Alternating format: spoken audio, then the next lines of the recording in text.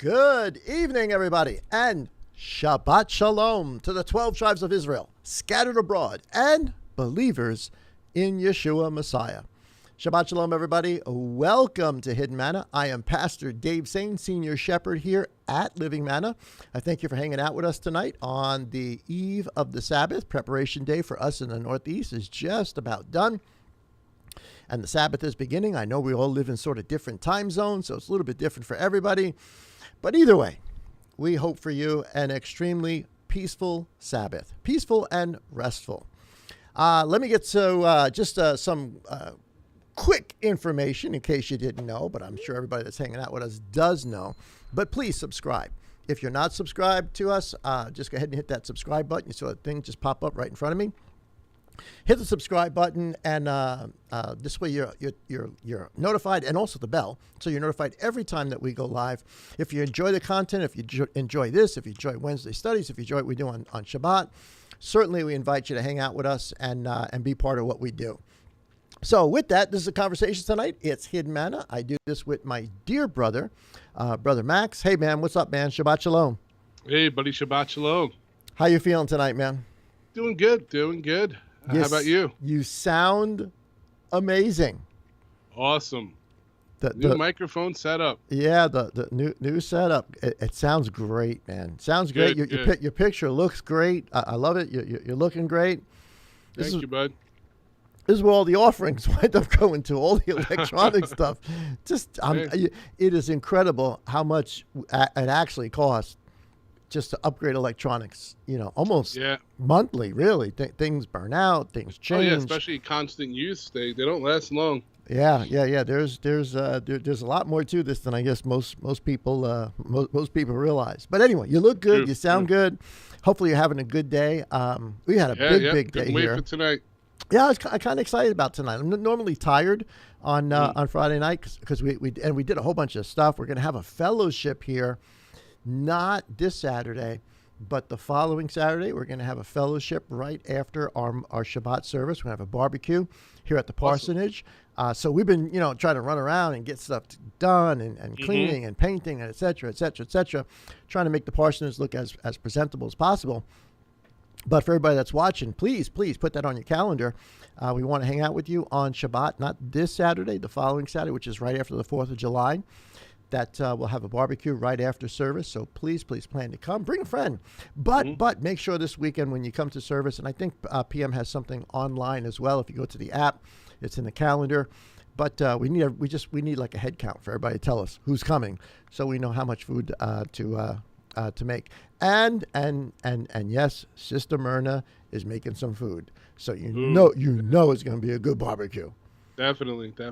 And then shortly after that, you'll be up here. You'll be speaking that Thursday. That's right. We're going to be up in Olean visiting some of the rest of our LMC family. Mm-hmm. And we're going to have a study, an open air kind of just share the word on Thursday night, right? It's going to be Thursday night? Yep. Thursday night. And we're going to be able to actually hang out for the weekend with you guys and be able to spend we're gonna have Shabbat with on you. That Friday. Yeah, spend Shabbat with them. We're going to be some of our LMC family from around the country and certainly from up there in what we call down here, and I know you guys don't call upstate, it up there. Yeah. We call it upstate New York, but I know you guys have a very, very different definition. Well, once you live upstate, then you got to drink your unsweetened tea out of a jug like this, the mason jar. Cheers, brother. Oh, there you go. We did that in unison, right? Yep. That's funny. All right. So I think those are all the commercials, right? So all the stuff. And man, I know it sounds crazy, but you know what's right around the corner? The fall. Oh, I feast know. days, I know. Right? Crazy. I mean, it's like we just got done. I know. It's exciting. It's exciting. Yep. So, Atonement, Tabernacles, and that starts our calendar. The end of September, right? The last weekend, and then into the first week of October. Yeah. And if anybody wants to keep up with the calendar, we follow the Monte Judah Line of Lamb Ministries calendar. So if you guys want to, maybe we should probably just duplicate it and actually ask them if we can duplicate it and put it on or give a link to it. Maybe on LMC, so you can keep up with the calendar. But that's a whole other story about how the calendar's done and yada yada and all that seems to be stuff that gets into the woods. But we got an interesting conversation. We're going to talk about a chapter that's sort of going to be our new MO for this season of Hidden Manna. We're going to pick a chapter in the scripture. No rhyme or reason, just any random chapter, right? Yeah, all over the place. If you guys got some suggestions for us that you want us to cover a particular chapter, please put it good in idea, the, yeah. right? Yeah. Please, put it in the chat. Let us know what chapter you might want us to, because we're going to read through it. We're going to do commentary on it. Try to bring you, different points of view and different scriptures, and see what Hidden Manna Abba opens up. So that's going to be sort of our new MO for this season. And this week, and it's actually because honestly, this chapter kind of seems a little self-serving. Yeah. And I've always had a hard time as the shepherd. I've always had a hard time with two things. Number one is with offerings. Mm-hmm. Man, I've always had a hard time with that as a shepherd, because I've seen so much abuse. One of my first memories of actually being inside of a church, it was a Catholic church. Mm-hmm. But my dad brought me and my sister, and I think you were there too, bro. You probably don't. I don't know where it was, but we went to a Catholic church, and we sat there, and I just remember as a little kid, Dad saying we're gonna go see God, and I'm like, at that even I don't know how old I was. Maybe that age, you're like, what? I don't know, maybe 9, maybe probably less than that. But I'm thinking, oh man, we're gonna go see God. So of course we go there, and I'm waiting for God the whole time. What a letdown, huh? Oh yeah, God didn't show up. But you know what stuck with me that day? They brought the offering plate, and I noticed this as a little kid. They brought the offering plate probably 7, 8 times around, for people to give and to put money in. Yeah. And that just always rubbed me the wrong way as a kid. Not to mention, in most Catholic churches, in the back of it, they got the money box just sitting there too, right? So as I got older, obviously became a shepherd. So I've always had a problem with that. In fact, long time ago, I sort of made a vow before Yah, we're only going to take offering once a week. Because I've been to places where no matter, what study it is, people get together, there's always an offering, right? Yeah. And business meeting, offering, anything. That's kind of what they teach you. That's what you learn as you're going through the educational process to become a pastor in our modern sort of religious culture. Offerings are a big thing, but that always just rubbed me the wrong way. So as a shepherd, I was like, you know what? Either people are going to bring their offering and they're being fed and they're understanding and they're getting something out of what it is we're doing. And just like if you went to a restaurant, right? Let's say you go to like a really, really good restaurant. I know this is a crazy example. You'll say you go to a really, really good restaurant and you love the food. You go there week after week after week after week, except when you go there, you don't pay the bill. I mean, that'd be pretty. I mean, that's pretty crazy. And so my thought was always, hey, listen, if people are getting fed, like if I went to a restaurant and I got a good meal, I'm gonna make sure I pay for the meal. I'm gonna tip the waiter. Or you tip the waitress, right? Upon a good. She did a good job. You tip her more. And so it just always bothered me that this and I get it. The church needs to function, right? The building needs to function. The finance just to be alive, to live as a shepherd, as a person. It needs to be there. But I always thought, you know what? Listen, either people are going to get it or they're not. And no amount of me 5, 6 times, in a service or every time we get together mentioning it is, if they don't get it, if people haven't gotten it at this point, then they're just not going to get it. Yeah. And so that's my one thing, my one sort of with shepherd. And the other thing is, what, as shepherds, what we're in charge of? Nothing. We're in charge of nobody. And I know we'll get into the shepherds and stuff, but that there's this aura that you've seen in sort of the modern religion with shepherds, like they are the be all. Yeah, held in the high. Yeah, and I get it. People want to honor you. They love you, and I love the people that Yah has given to us. But I always in the back of my mind, I want to be careful with that, because ultimately, man, I'm as messed up as everybody else. Yeah. You know, where I'm in charge. I'm walking out my salvation with fear and trembling. Mm-hmm. You know, and I'm trying to walk with my wife and my sons and my my family, and just like everybody else. And I'm trying to share People truth. forget as Yeshua much as washed I the can. feet of the disciples, and some of these shepherds are up there expecting you to, I think we've gone.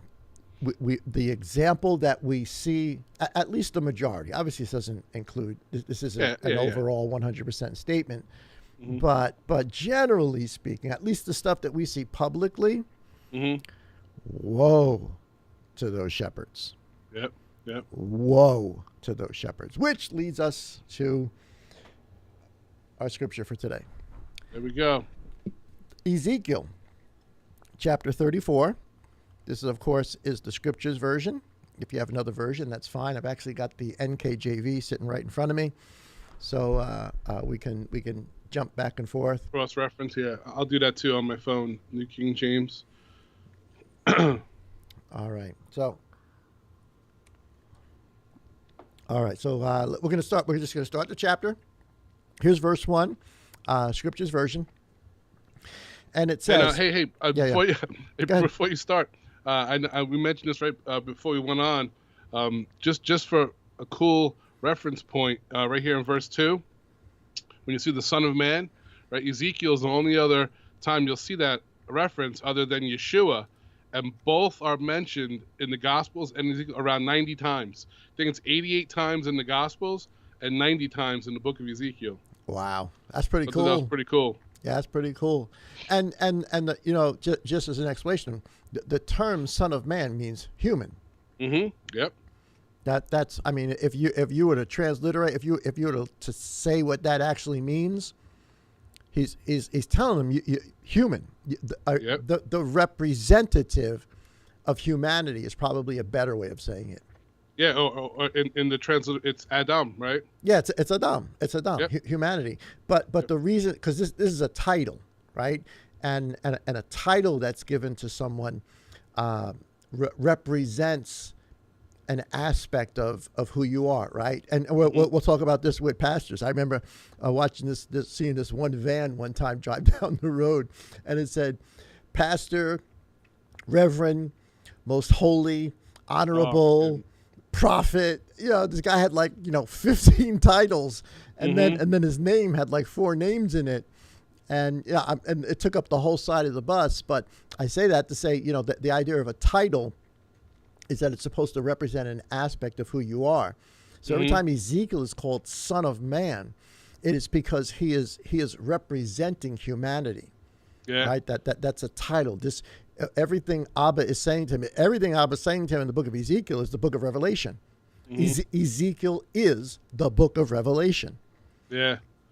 That van you told me about just reminded me of in Luke when the guy's praying. He's like, "Oh, Father, thank you that I'm not a dirty goyim," going over all the stuff. Remember? Yeah. What is that in Luke 18, I think? I saw the van and I just thought to myself, man, could you imagine how big that guy's business card is? Oh my goodness! It's got to be like probably a lot bigger than that. It's got to be like a 4x6 business card, just for the name. Got downloaded PDF on it. All right, so with that, here verse is 1, Ezekiel chapter 34 and verse 1. Scriptures version. It says, and I'm going to highlight it as we go along so you guys can see it. Of course, we're talking about shepherds, right? So we're talking about, which is, I said, kind of self-serving, but we're going to talk about what Father actually says about shepherds.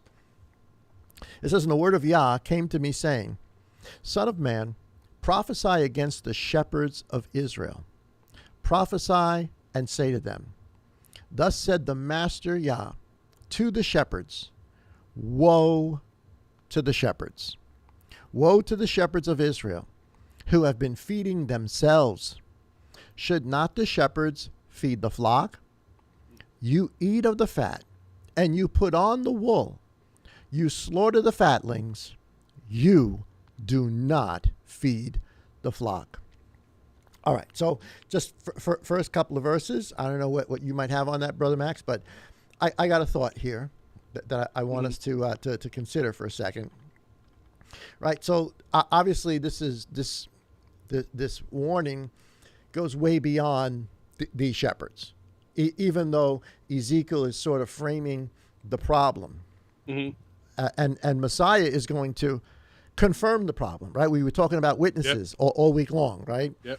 That Moses is a witness, that Elijah, but not just Elijah, it means the prophet. So Elijah, Daniel, Isaiah, Ezekiel. Ezekiel is a prophet, and so Messiah comes as the third witness, because if the first witness is Moses representing the Torah, and the second witness is Elijah representing the prophets. And if you listen to Wednesday Bible study, it's two or three witnesses. And so who's the third witness? Well, Yeshua is, because the Master tells us, what is it, Matthew chapter 11, that the law, the testimony of Moses, and the prophets, the testimony of the prophets, their witness, were until John. And then from the time of John, and what did John do? Well, John's a prophet, but John's testimony is not the same testimony as Moses. And it's not, and which is ironic, because John comes, Yeshua tells us, in the spirit of Elijah. Yes, because he's a prophet. Yep. He's a prophet. There's no doubt that he's a prophet, but he's not doing what Moses did, nor is he doing really what Elijah did. His sole job is to point to the Master. Yep. Right? Imagine you find out that there's only one thing in life you're supposed to do.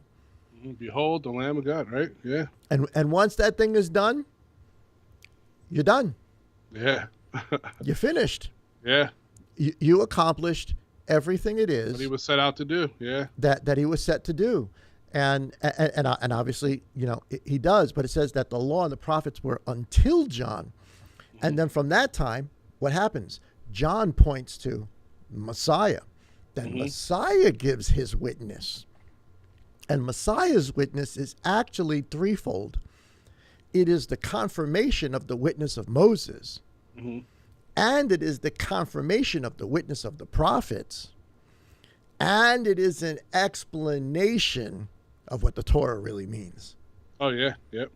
Right? So I think it's Moses and Elijah, or the law and the prophets, that are going to be our judges. Because Messiah says he doesn't come to judge. I'm getting to maybe a little bit of next week's study, but Messiah doesn't come to judge. He came to save. But he also came to bear witness. And he bears witness of these very words in Ezekiel.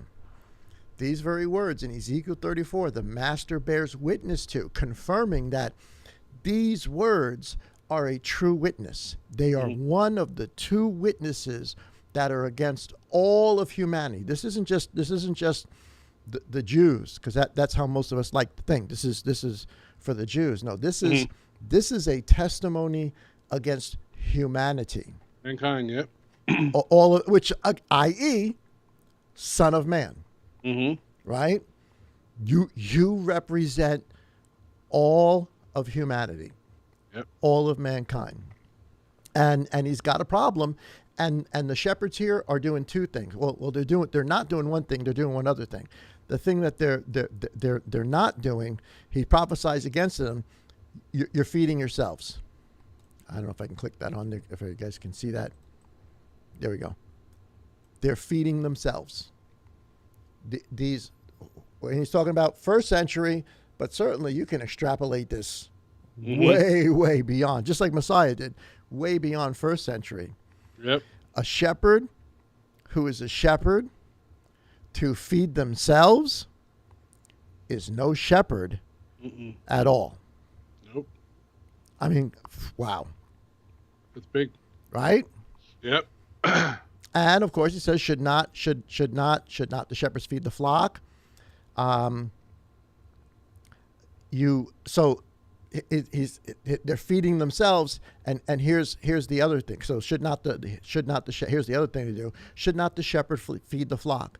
What is the number one overall most important thing that a shepherd does? And by shepherd, in our modern language, we say pastor.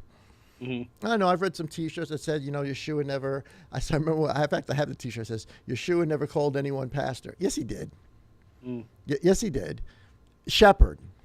Yeah. Shepherd is pastor, right? And so so it's not a quote unquote church term.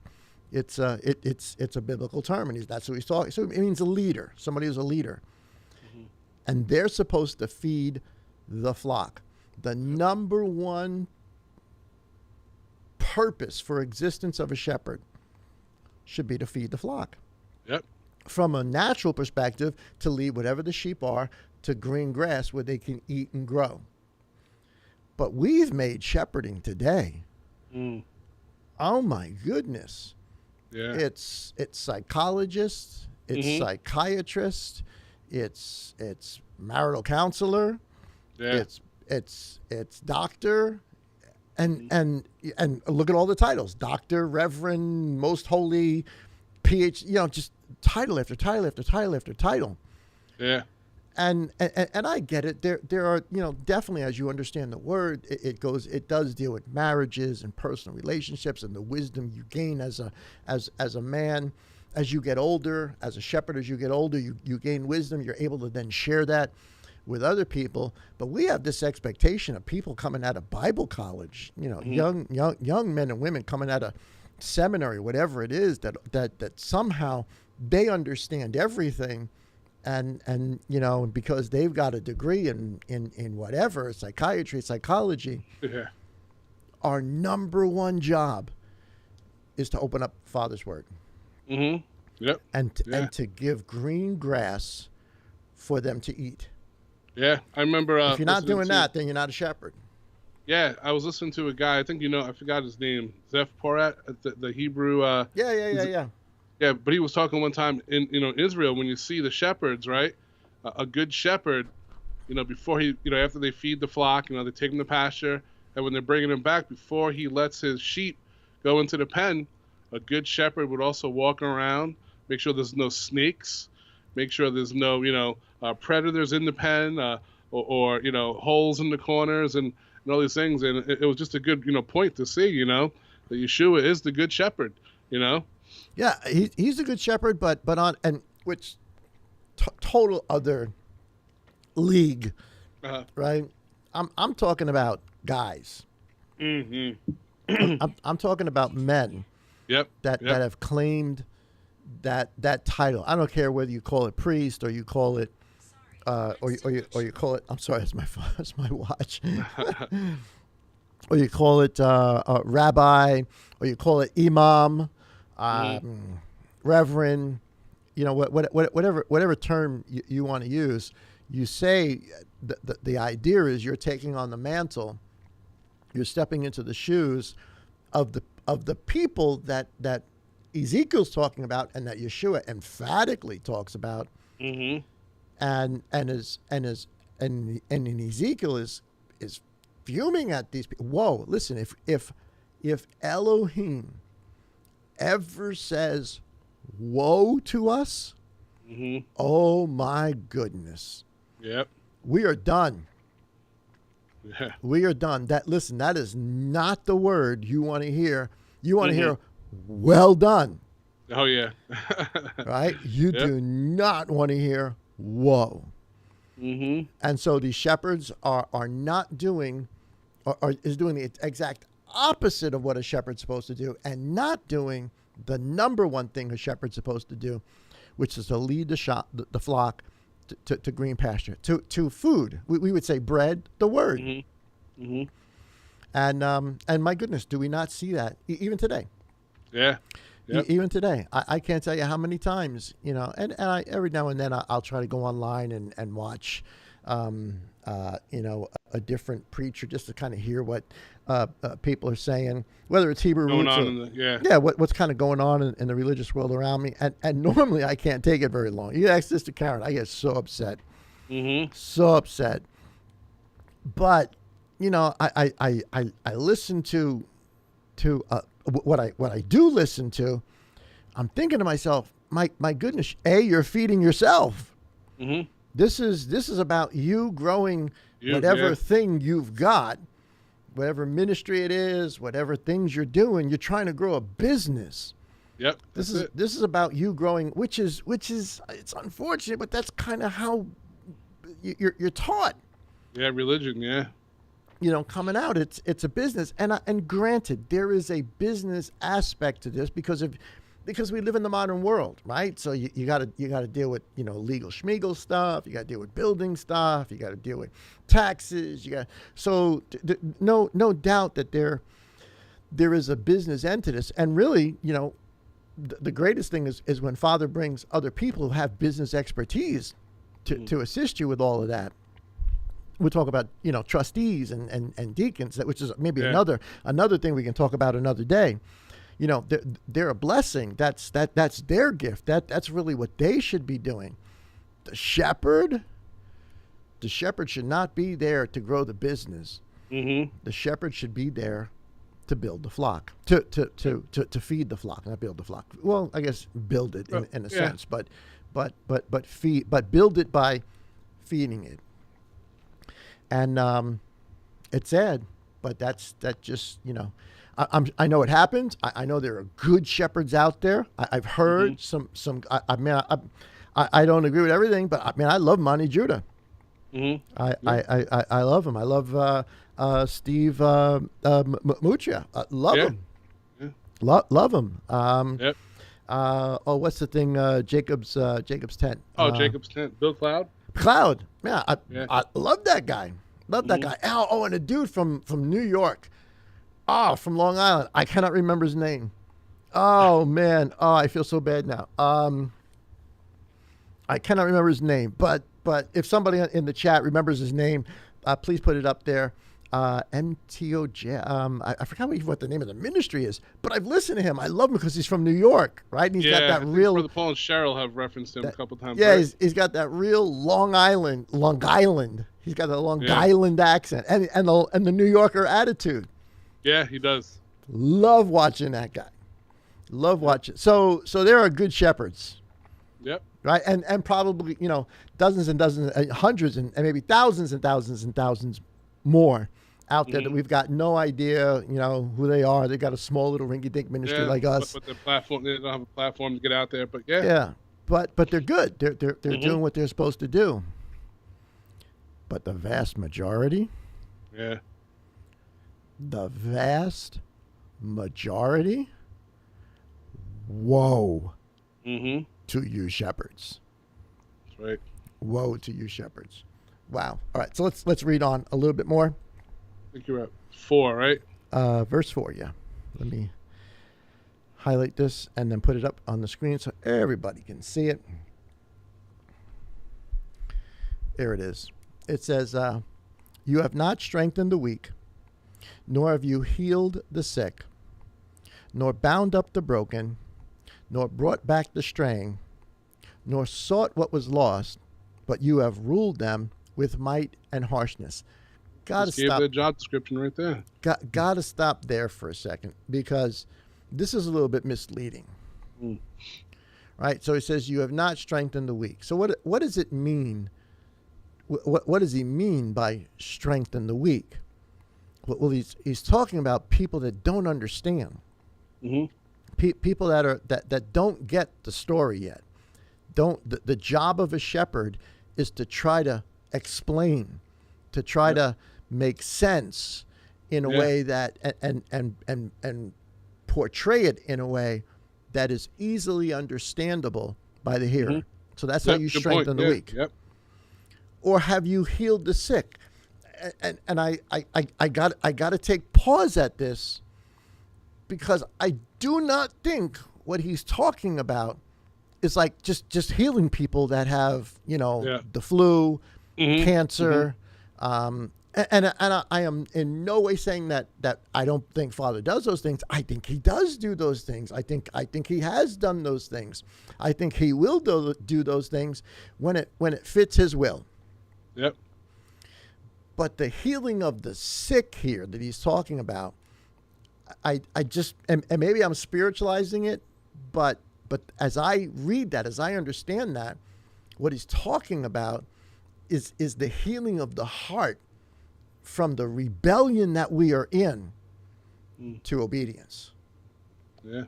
I think that's the healing that a shepherd should be bringing. And listen, if people are sick, do we have times when people come up and we anoint them with oil? And we Absolutely. Yeah. Yep. Absolutely. I do not doubt that. But think of how many quote unquote shepherds you have seen all over the internet, all over TV, that this is the core of what they would call their ministry. Mm-hmm. They have a healing ministry, and I'm sorry, but I don't believe it. I don't believe it. Nope. I just don't agree. believe it. It's hard, yeah. I don't believe anything I've ever seen with him or and it's not just him. There's the whole word of faith. I don't believe any of that. Yeah. And yeah, I know they say, 10,000 people came and hundreds were healed. Okay, so let's get some data on that. Let's get an X-ray. Let's get a doctor. Yeah. Let's find out what the diagnosis was. Mm-hmm. And let's get a doctor that says this person no longer has it. And I'm not saying that hasn't happened from time to time, that the miraculous doesn't happen. Yeah. I'm not doubting that, but I doubt it in every single one of those other things. Yeah, I doubt it. That reminds me of when you see all these people. I remember all the angel, the gold dust and all that. Yeah. And these people have said everywhere they go there's gold dust, and I'm like, then where is it, man? Bring it to a jeweler, because if we got 24 karat gold down there you here, go. There you go. What purity is that, yo? I want to see proof. Show me. I had a gentleman that came to our congregation. Mm-hmm. This was even before we were sort of realizing the full aspect of the story. Mm-hmm. And he came from another fellowship. And one of the reasons he came, he was so pissed off, is because they had an evangelist for the week. And the evangelist had a couple of people that came with him. Mm-hmm. And when this particular evangelist, I don't even want to say names and stuff, when this guy came, gold dust would fall. Mm-hmm. And what was the other thing? Angel feathers. Yeah, angel feathers. Right, thank Yeah. you. Angel, obviously, the story, or at least you've heard it in another situation. Mm-hmm. And so his brother was telling me he was so upset because he had been at that congregation for years and years and years and years. And he said, as the guys up on the pulpit, one of the people he came with is walking around, and he's got his jacket on, and little sparkly stuff is falling out of his pocket as he's walking around around the sanctuary. Mm-hmm. And the angel wings or feathers or whatever it was were goose feathers. Yeah, it was down coat. He's got he didn't have a down coat, but that'd be funny. He had a down coat of which gold sparkles were coming out, and this dude did the whole one leg is shorter than the other. We're gonna make the other one grow. Wasn't that Todd something White or something like that? Or? I know he did it, but this wasn't him. This was somebody else. But yeah, he does the same thing. Mm. Oh my goodness! And people fell for it. Yep. Yeah. People fell for it. How sad. Crazy. Come on, man. You got like that one video of that one church, the gold dust pouring out of the air filter. And was it? Man. Yeah. It was. I think it was like Bethel or something. I don't know. I don't want to put a name if I'm not sure, but it was one of them because there's been so many crazy videos we've seen. But it's like, come on, really? So I'd be grabbing that in my pocket. There goes your mortgage right there. Pick it up. so this whole healed the sick thing. And listen, I know, yes, Yeshua said, greater works, will you do? He did great works. Greater works will you do when he departs. I get that. And the apostles did greater works. Mm-hmm. They really did. But you know what's different about, and I'm not saying that again, that Father doesn't do this stuff and that he doesn't choose servants through which to do this. But you look at the apostles. Okay, they healed. They did some miraculous stuff. They, breaking chains, getting broken out of prison. All this kind of, shutting up witches. Right? People getting healed in their shadow. People say, "Oh, that's supposed to go on." That's what it means to heal them. Well, no, that was confirmation of their ministry. But let's just for a second, okay, let's say that was true. What else did these guys do? Mm-hmm. They died for their faith. Yeah. They turned over every apple cart there was. Mm-hmm. And went into the face of the Roman government itself, of the Israeli Sanhedrin itself. Mm-hmm. And they were these shepherds were brutally murdered. Yep. That's a shepherd. Yeah. Big time. That's a shepherd who heals. Mm-hmm. That's a shepherd who Father's going to use in those type of things. Show me that now, and you'll see those mm-hmm. things. I believe you'll see those things. Mm-hmm. Yeah. Wow. Far and few between. I'm not saying they're not out there. I'm not saying that Abba doesn't do it. I'm not saying we shouldn't pray for it. But I'm saying that's not what this means. Nor bound up the broken. Obviously, lives that have been broken and shattered mm-hmm. to bring them back to the understanding of who Abba is. Or straying, people that have strayed from their walk, or sought those who were lost, who may have understood about Abba, mm-hmm. but have walked away. Instead, you ruled over them. And that's kind of where we are today in a lot of modern religion. The pastor, at least, I guess maybe this is probably more true in our history. I guess I can't say it's not. It happens now in a lot of churches. The pastor's just a ruler. Mm-hmm. He's the guy in charge. Yep. Rather than the servant.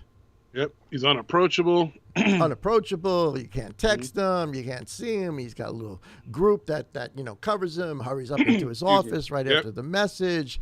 You email him. You really don't get him. You get the secretary. They'll make an appointment with you. You got to go through every avenue. Yeah. Then you got to see the secretary first. Then you got to see the youth pastor. Then you got to see the assistant pastor, and then maybe you'll get a chance to go see mm-hmm. if he's not on some speaking tour or whatever it is.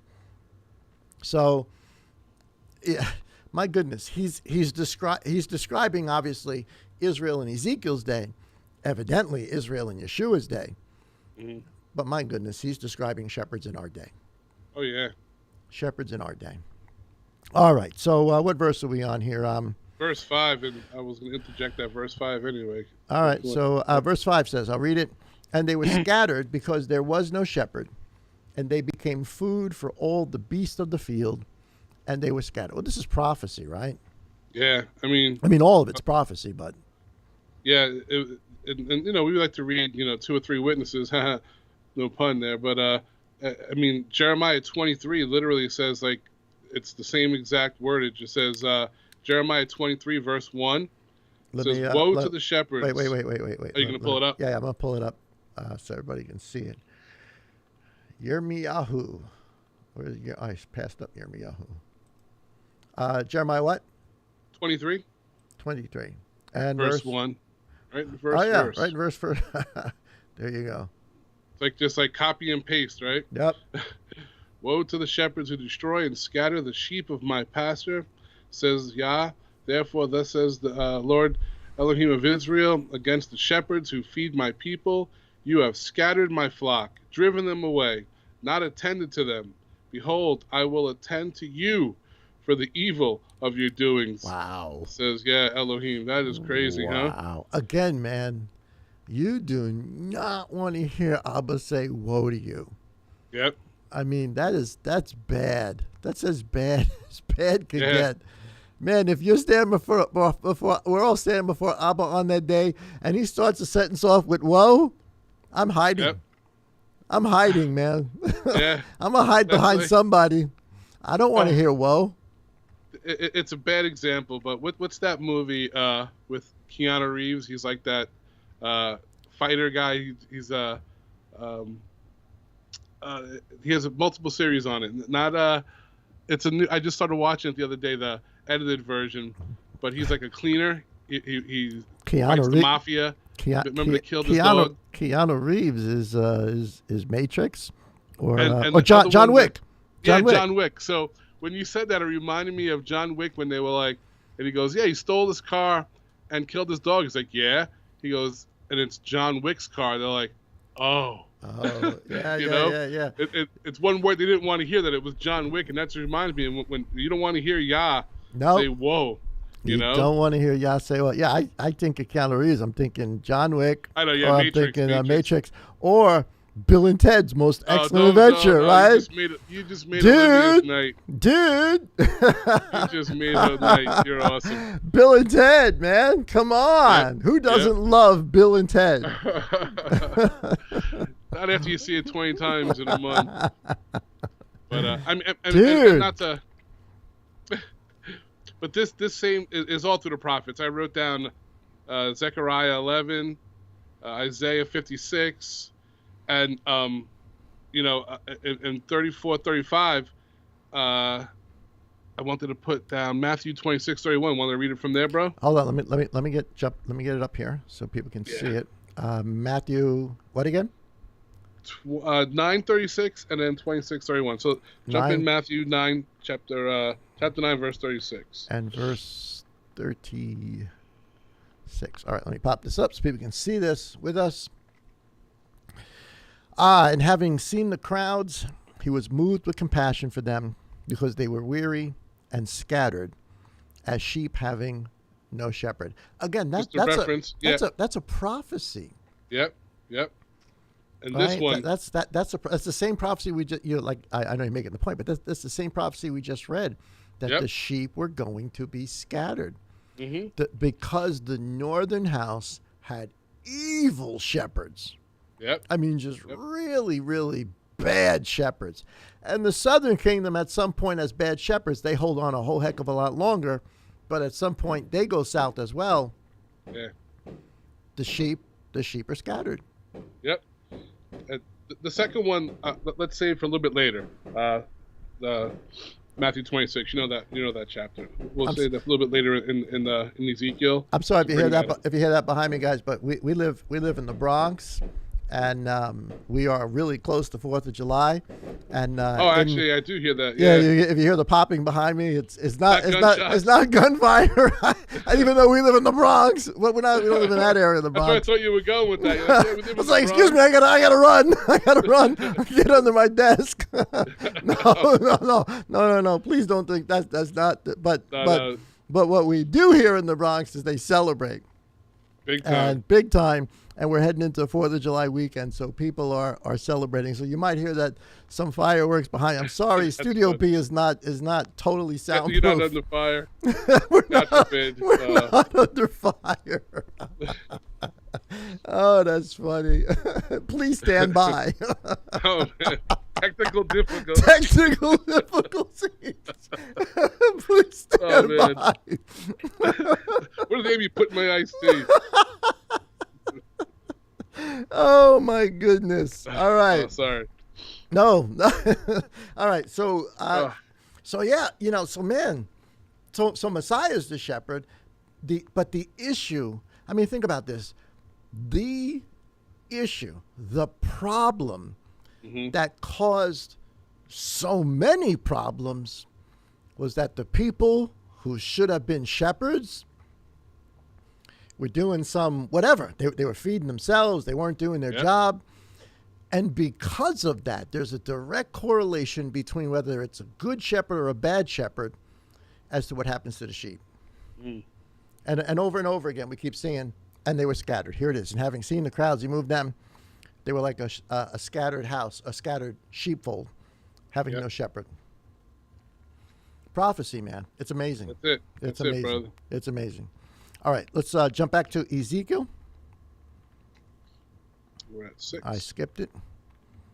I lost Ezekiel. Ezekiel chapter 34 and verse 6. All right, verse 6 says, my sheep, I'm going to highlight a little bit of this.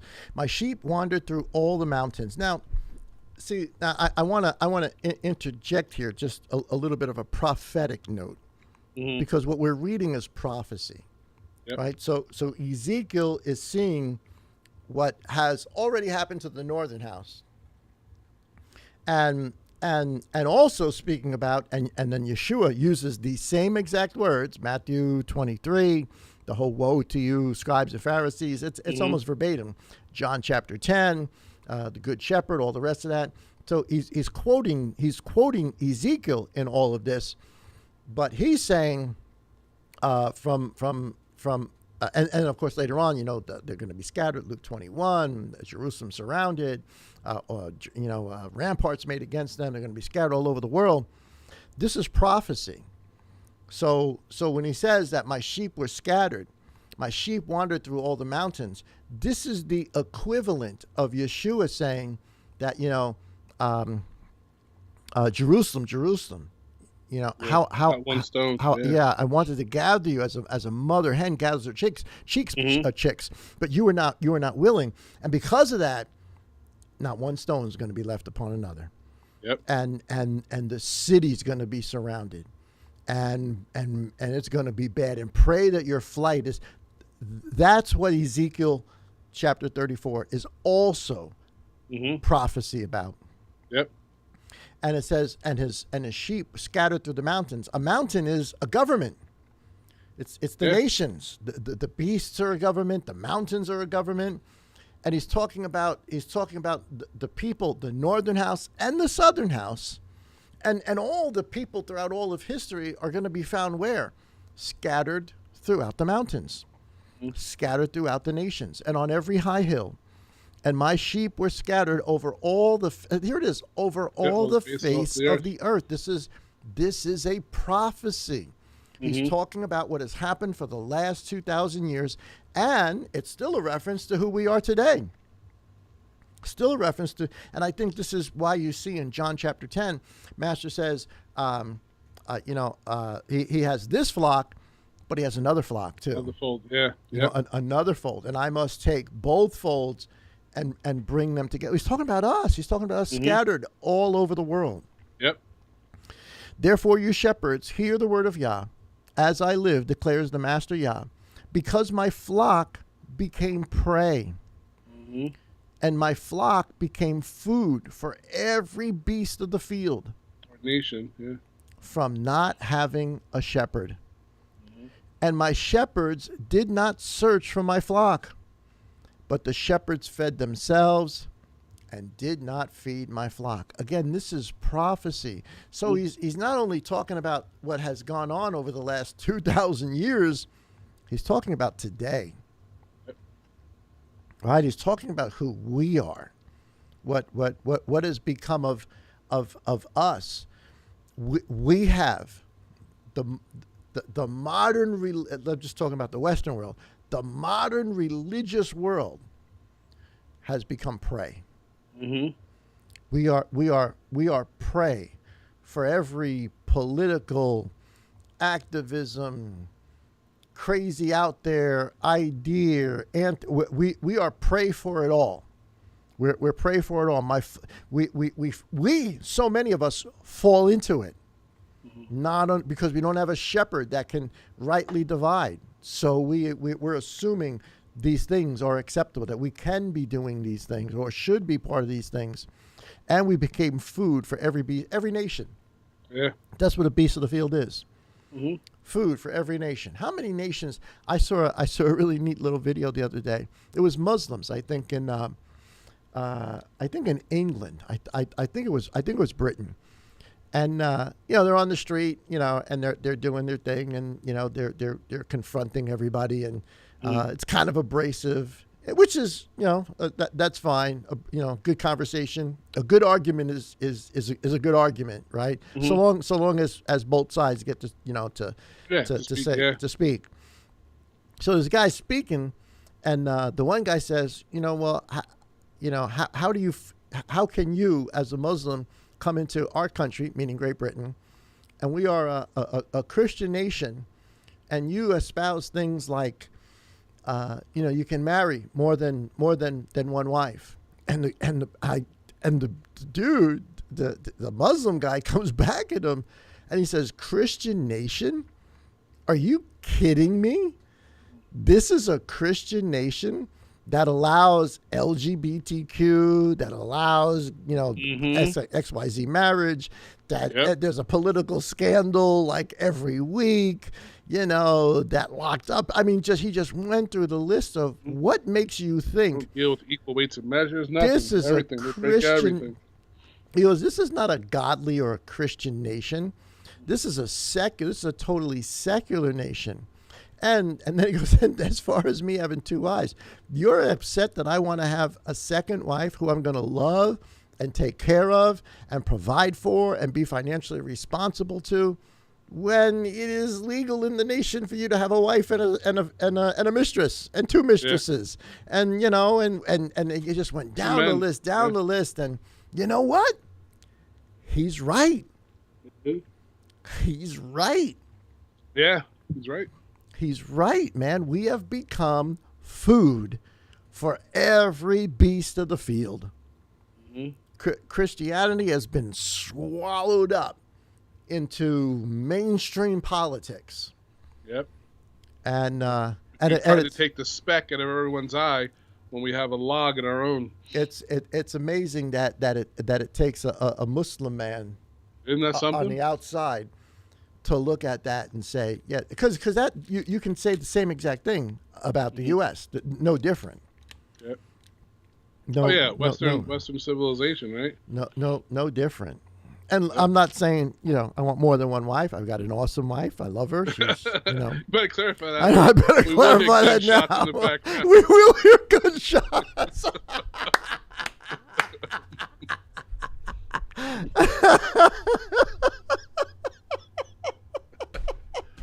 Oh, that's rich, bro. That's good.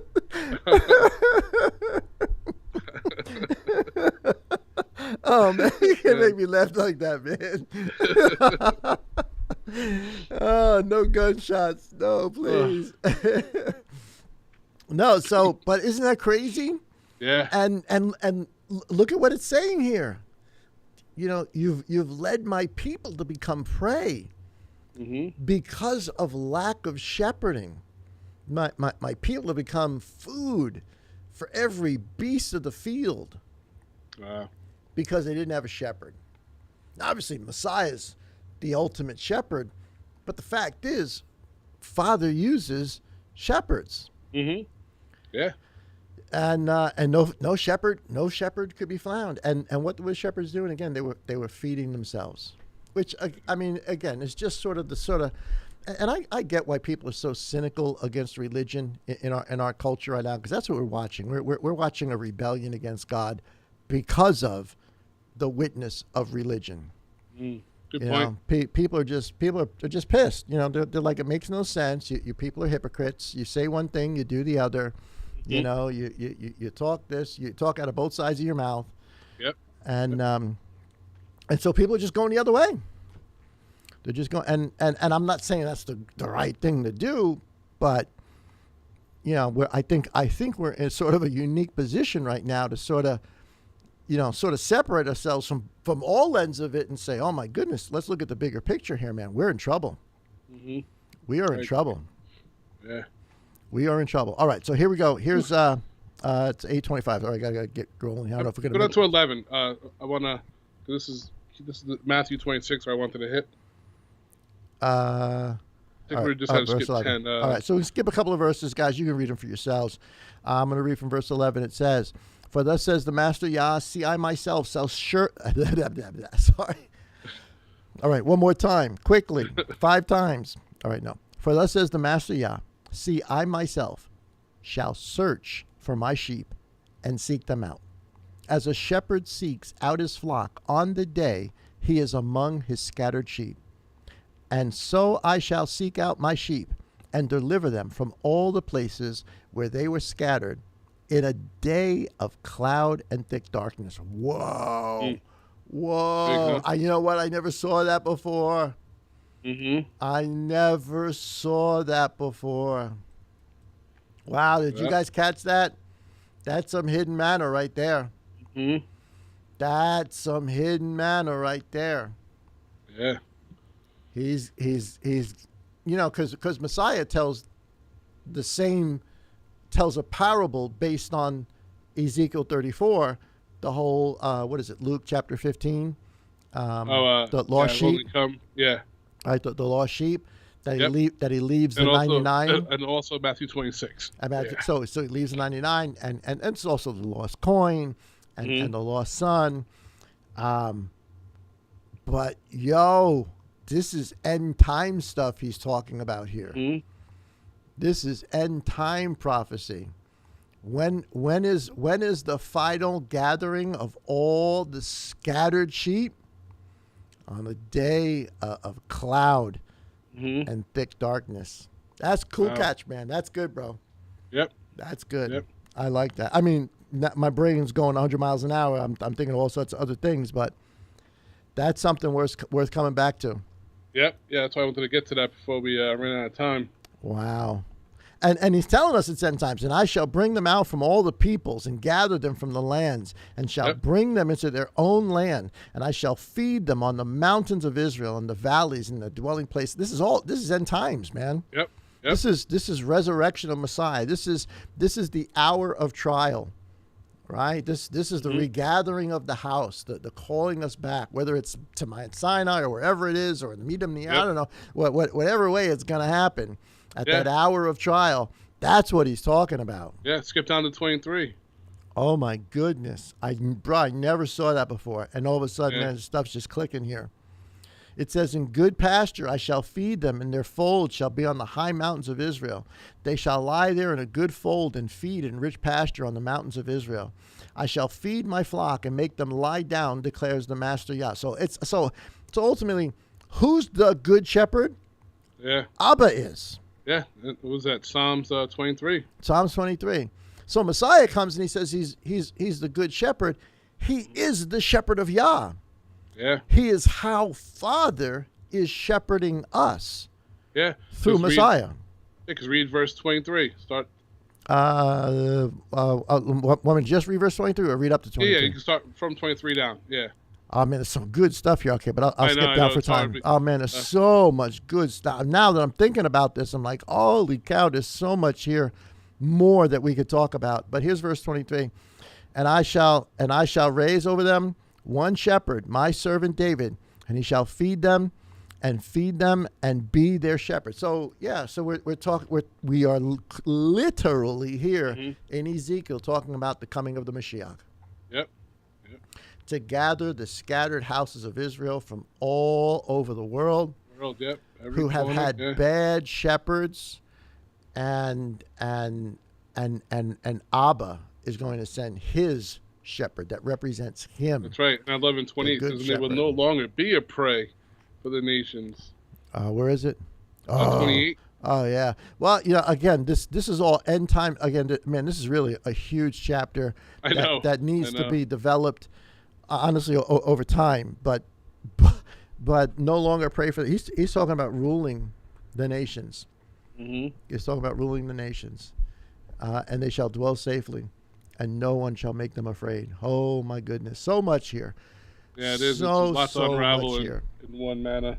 Let me say this though, and I'm sorry, I don't mean it to sound in any way self-serving. I mean it in a sincere way.